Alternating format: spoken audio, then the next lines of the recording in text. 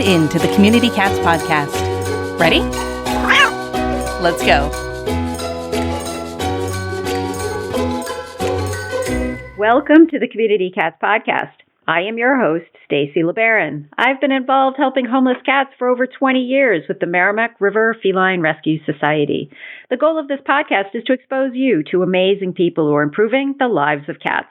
I hope these interviews will help you learn how you can turn your passion for cats into action. Today, we're speaking with James Evans. James is a multi-award-winning creative strategist and leader with 25 plus years of experience developing relationships between organizations and their constituents. His expertise has been utilized across a diverse group of brands, both not-for-profit and for-profit. Over 15 years of his work within the animal welfare field is well known, including the groundbreaking Humane Society's Pets for Life, which helped reshape animal welfare, while simultaneously advocating for more diversity and inclusion throughout the field. James has also played an integral part in other animal welfare projects, including HSUS's Adopters Welcome, Outdoor Cats, Stop Puppy Mills and Spayathon, as well as Best Friends Animal Society, Maddie's Fund, Let's Fix This, and PetSmart Charities.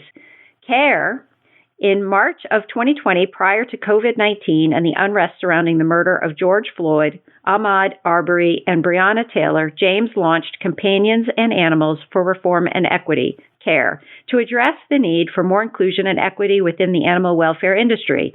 That said, CARE became a beacon for many working within the animal welfare field as the nation faced an undeniable need for systematic change within all facets of American life. CARE's mission is to address organizational and personal biases within animal welfare, to bring diverse voices to animal welfare while also advocating for a more inclusive path to pet adoption, to use evidence-based tools, narratives, and insights to inspire organizations to be more inclusive and less biased, all in an effort to save more companion animal lives. James, I'd like to welcome you to the show. Hi, good morning. Yes, and good morning to you too. And thank you again. First and foremost, I have to ask you this question. How did you become passionate about cats? I will be honest with you. Cats have always been passionate about me. I was always been a dog person. And I actually was walking my dog once. I was probably 10 years old. And out of nowhere, a mama cat attacked us. She must have been guarding her kittens under a car or something. And that cat ran up my arm, up my back, into my head. And I had scratch marks all over the place. And I picked up my dog and we just started running. And later, my mom explained that the cat probably had kittens nearby. But ever since then, it was almost like I was barked. And since then, cats are incredibly drawn to me. I love animals. I have always loved animals. My parents, if they wanted to keep me quiet, all they had to do was take me to a zoo or sit me in front of Mutual of Omaha. I'm dating myself here. I love them. Cats are fascinating in ways that dogs are not. And I'm a wildlife photographer as well. So I spend a lot of my time trying to grow up and be more like companion animals, honestly. So, your role in animal welfare sounds like you played a significant role in the HSUS's Pets for Life program. But how did you get there? And then how did you get from there into CARE? So that's a great question. I think organically is probably the best way to describe it. I had honestly no idea animal welfare existed. I come from a very underserved community, and really what that means, I think often when people say underserved or poor or impoverished or destitute or whatever that is, I think too often we think of criminality when really we should be thinking about lack of information, because that's the predominant obstacle, I think, of ascending communities like that, is learning that there is another world outside of this sort of desert. I mean, we talk about food deserts, but it's really, I grew up in an information desert. And once I left high school as an art major and then went on to college as an art major, then industrial design major, then I worked for a cadre of international design firms doing international projects all over the world.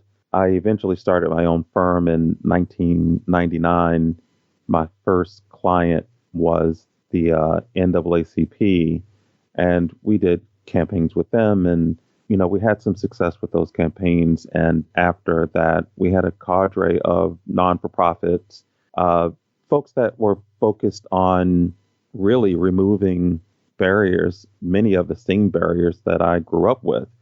None of them touched on animal welfare, however. So it was really about anti-smoking cessation, anti-gun violence focused here in Baltimore, foreclosure awareness, really important things that impact people's lives for the better. So we were always proud of the work.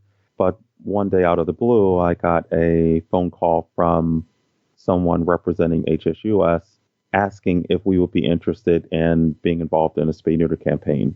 And we went in, we were interviewed, normal standard things, showing our portfolio, discussing, the problem. At that time, it was the Gulf of Mexico. There were more animals being euthanized in Louisiana and Mississippi than any two states in the country. So we started the Gulf campaign down there, and the Gulf campaign sort of matured into Pets for Life. But really, once I got into animal welfare, it was like a light bulb had gone off. My whole life being, I don't know how to, as much curious and in love with animals at the same time. Here I am, also incredibly fascinated by the process of art and design and mass communications. And we get this phone call from, one of the largest animal welfare organizations in the world. And from there, it was a dream come true. It was literally like my two passions, mass comms and design, met with animals, and we really never looked back from there. In doing so, the Gulf campaign was a major success, as was Pets for Life. We actually initiated that program, designed the toolkit. I personally wrote probably 70% of the toolkit as it stands today. And so very involved with it. I think coming from, again, that resource desert, that information desert that I had come from personally, I think my insights into what was needed for Pets for Life was crucial. And that was matched with some of the insights from the sort of expert staff at HSUS about what was going on inside of animal welfare. So you're talking about people like Heather Camisa, Stephanie Shane, Kenny Lamberti. These people have spent so much time in the field understanding the nature of what shelters needed. And whereas I spent so much of my time understanding mass comms in that process. And so when we put our heads together, Pets for Life was, I think, a natural result of these sort of brilliant minds really thinking about what were the next steps. Unfortunately, Pets for Life is just not enough. Pets for Life is a service-oriented program which essentially delivers spay and neuter, which is essential, but it's just not enough. And so as we progressed in the animal welfare field, we were constantly asking our animal welfare clients, look, we really need to amplify the involvement of people of color in helping to solve the problem. And some clients, I think, were responsive to that, but so few were. But my point is that we were generally encouraging our clients to be a little bit more inclusive than what they would have normally been. So a lot of the work that we produced almost always had someone of color being amplified within the document, within a design document. And I think it was this was just before COVID, we did a program for Maddie's called Breaking Bias, where we essentially went around the country and we interviewed all of these amazing people, dog owners, cat owners, it didn't matter. But the point was we really wanted to interview a diverse group of people, senior citizens, people without homes, people with disabilities, Latino people, African-American people, people that we were noticing too often might be discouraged from adopting or being turned down from adopting. And we really wanted to highlight animal welfare, sort of this crop of incredible people that I think animal welfare was marginalizing in one way or another. Maddie's was excited about it. The Humane Society was excited about it. So we put on this thing called Breaking Bias. It was a lot of video interviews, and it caught the attention of Spring Point Live of Riley. And right before George Floyd was killed, Chaitana from Spring Point approached me and said, hey, you guys are really the only group in animal welfare who are sort of constantly trying to create a conversation around diversity and inclusion through your work.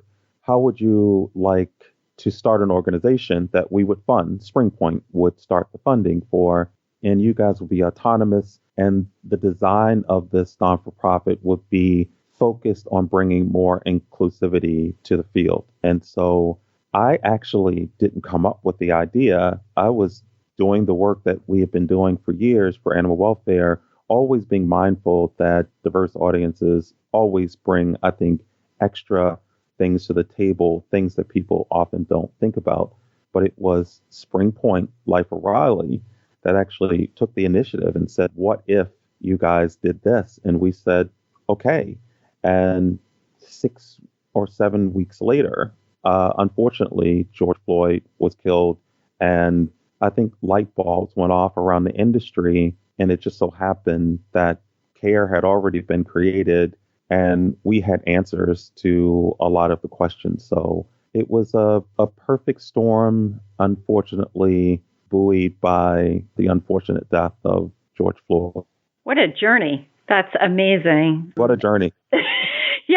Yeah, to take a deep breath and go, whew, wow, it's incredible. And I think that you touched upon a lot of points in there that are really important in looking at the animal welfare space. And I think you may have seen this, which is there's a lot of inward energy in animal welfare. So we're looking in at our facilities. What are we providing internally, rather than looking externally at our communities and seeing what can we do to provide support to our community members as well as to the animals that they care for. And tell me if I'm wrong, if I misinterpreted that sort of in your conversation there. No, not at all. I think I should say, when I say this goes beyond the problems that we have in this country surrounding race and ethnicity, those are problems. And when I say go beyond those, it's not as though those things are small. Those things are enormous problems that I think really delay the growth, personal growth and national growth of the country. Because if we believe in the false narratives that come with being a person of color, we are missing out on incredible people. I know what my contribution is to this field. And I know that I came to it somewhat organically. What I really know is that I'm not the only one. There are many, many brilliant people of color that I think find themselves in suppressed situations.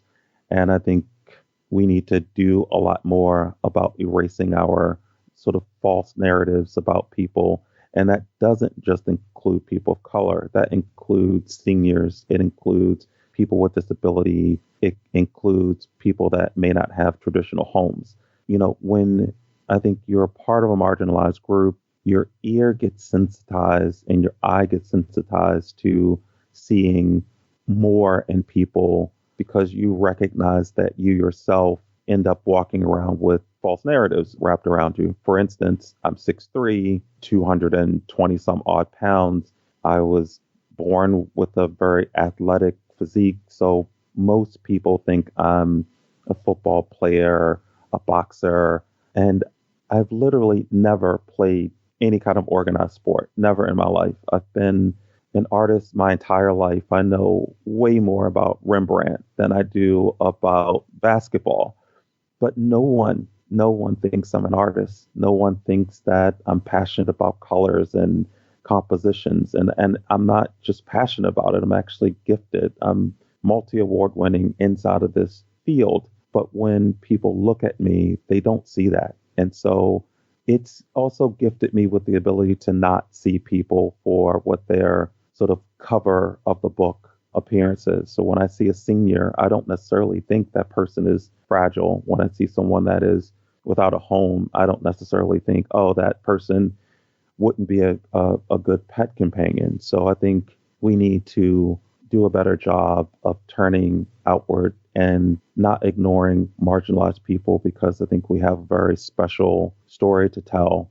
And it's not a story of receiving gifts. It's not a story of receiving donations. It's a story of learning different ways of survival that we can bring to almost any industry and also help them survive and be a little bit more, I think, sensitive to the things that they're doing that may not, sensitive to problems that they may not have solved, that marginalized people may very well be that audience that help solve those problems. So it really is, to me, about bringing everyone to the table, middle class, wealthy, marginalized. Everyone should be at the table because we all have proximity to pets. Say goodbye to scooping. Say hello to a better litter box. Introducing Kitty Sift, the eco-friendly, waterproof litter box made of recycled cardboard. Just lift, sift, and reuse. See it on Amazon or go to kittysift.com and use coupon code PODCAST for 15% off. By now, you know how powerful the Dubert software platform is, facilitating everything from transport to fostering with just a few clicks. But did you know that the team at Dubert also provides consulting and custom software development for your organization's needs? The team at Dubert has extensive experience in website design, SEO strategies, mobile application development, and even advanced capabilities involving integration to social media and text messaging. Big or small, the team at Dubert can do it all. And because Dubert operates as a social enterprise, all of the revenue from their consulting services goes back into developing even more innovative and life-saving solutions for animal rescues around the world. So if you are planning to increase your digital presence online through a new website or some SEO strategies, or if your organization is looking for an experienced web development team to support your operations, look no further than the team at Dubert. Reach out to Chris today at chris@dubert.com, and he'd be glad to discuss what you're trying to accomplish and how they can help. Community Cats Podcast is excited to announce a brand new event this year, the online United Spay Alliance Conference. United Spay Alliance, or USA, is a nonprofit nationwide source for affordable, accessible, and timely spay-neuter services, education, and policy. Together with USA, we will be bringing you amazing content on spay-neuter work starting on Friday, February 26th, and running through Sunday, February 28th, 2021.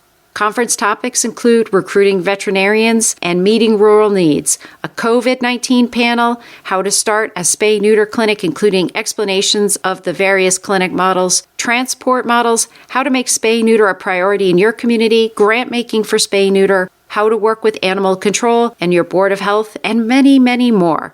To see the full list of topics and speakers, and to learn how you can register, visit communitycatspodcast.com. We're excited about this new offering, and we hope you will be too. So one of the things that I have done over the years in several different communities is, created community-based organizations, because I feel like it's a lot more than just financial resources. You come in, you bring your mobile spay-neuter clinic, you do a vaccination day, you do a spay-neuter day, and then you leave. I feel there's a lot more support that the community needs on a day-to-day basis and neighbor-to-neighbor basis in helping the cats.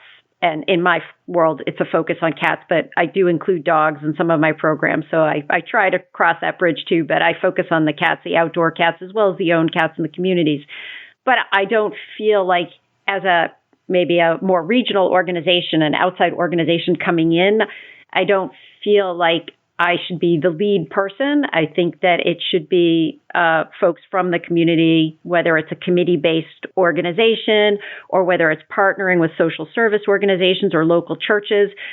I feel that's where the organic growth falls and where the sustainability falls. Is that sort of where you are leaning? And it covers lots of topics, and they're topics much bigger than we can cover in a 25-minute conversation today. But do you feel that that's a good start for helping us in all of our communities with regards to animals and inclusion and access to services? Absolutely. I mean, you hit the nail on the head. Essentially, there is no extracting animals from people. For thousands of years, we have found companion animals, and companion animals have found us. Unlike myself, Cats find me somehow, and that's okay. I think what you're describing is what we are planning for. We're planning for what we're calling care centers, which are essentially community-focused centers where we want to offer animal welfare to first marginalized and distressed communities. We want to offer animal welfare as workforce development, right? So imagine a place like Baltimore. There are lots of distressed communities like Baltimore. We would like to go to these communities, not unlike we did with Pets for Life, do outreach, find those people that are already passionate about animal welfare, their version of animal welfare, and come to them and say, by the way, how would you like to have some help setting up your own 501c3, right? We would, as CARE, we would provide legal assistance, helping you set up. We would help you with some initial funding, some technical support, but then you're off on your own. And that small organization would be responsible for 7 or 8 square blocks where those employed would get to know their neighbors' animals intimately. So that person would also be a buffer between the community and animal control, would be a liaison between the community and the nearest clinic or shelter or veterinary services, hopefully low-cost veterinary services. So we believe that animal welfare is very 30,000 feet up. Shelters are, I would say, 15,000 feet up, but almost nothing is at ground level. And so there is no real gray area between a family in distress that doesn't understand what the next steps are with their animal. And often that results from that ground zero issue going straight up to 15,000 feet, as opposed to someone at a 10-foot level, someone at a ground level, really working with families intimately, not unlike community cat programs, but these will be community members. So that's what we've been talking about and trying to drive funding around, is really starting care centers where there might be, in a city like Baltimore, it might be 10, somewhere like Camden, New Jersey, there may be 10 or 12.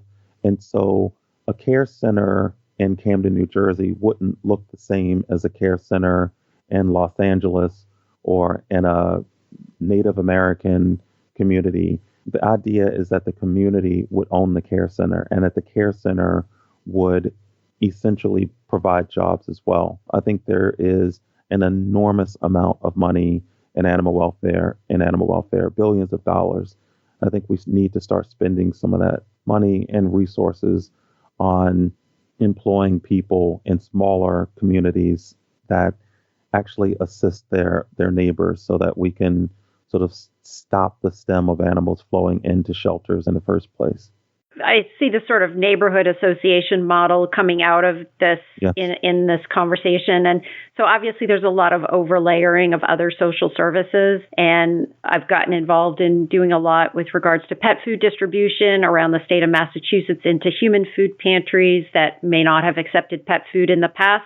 And now they're very grateful for pet food because they're seeing the stresses of what's been going on with the unemployment rate and with the coronavirus and that kind of thing. So there's a lot of multi-layering that goes on, but it's local layering. I'm a strong believer of small is beautiful in this kind of case. Is the smaller you can get, the more targeted you can get. Like with Community Cats, we focused on targeted trap, neuter, return programs as being very effective in reducing the cat overpopulation situation for community cats. And I think that being targeted in all those social service layers is going to be tremendously impactful. And I believe in this model 100%. I've used components of it in various communities in Massachusetts with great success over the years and continue to work hard to do that also. So, James, I really thank you for sharing with us today. If folks are interested in finding out more about CARE and the work that you're doing, how would they do that?